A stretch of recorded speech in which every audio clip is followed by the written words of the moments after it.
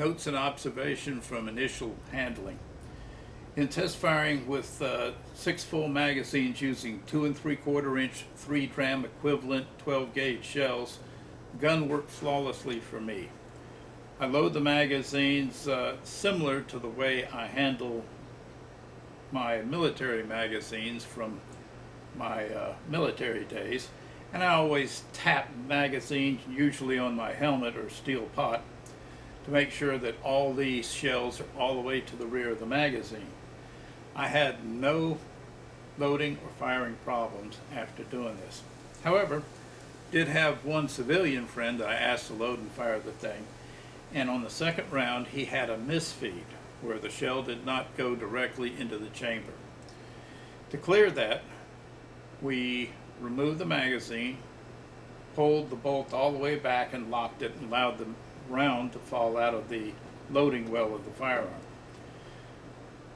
After inspecting the round, we saw that there was no significant damage to it, so I dropped it back into the chamber. And then we got the gun up into the firing position and released the bolt release.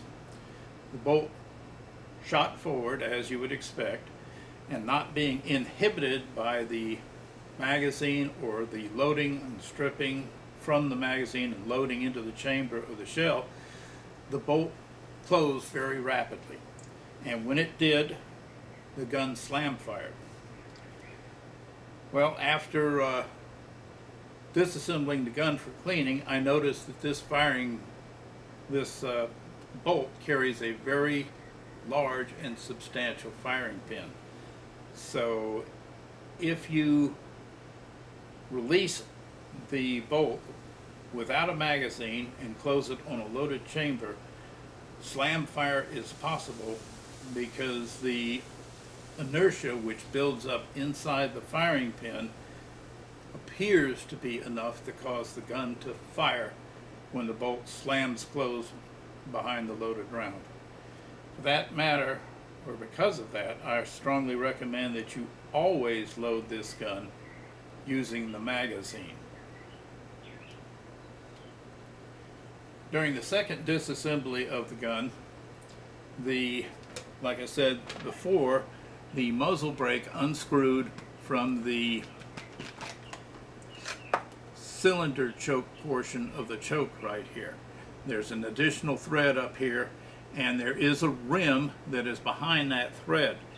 If you don't remove the choke portion of the muzzle brake choke, you will not be able to disassemble the firearm.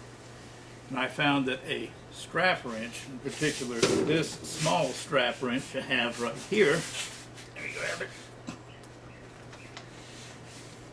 This proved to be very, very effective in removing that choke. Soft rubber like this, no damage to the threads that attach the muzzle brake to it, and it came right out the gun. So that is a couple of the observations of the gun. The gun is heavy. It is not a lightweight firearm. It comes in at a little more than 8 pounds without a loaded magazine. So fairly substantial. You can get 5 rounds, which is what comes with the gun, 2 of them. You can also get 10 rounds and 15 round magazines. The 10 round magazines are fairly long, and the 15 round magazines are ridiculously long, but they are available. I've got some on order, but I haven't got any in yet to show you. Alright, so with that, I'm going to go through the disassembly of the firearm here in just a minute, but I'm going to take a little break beforehand.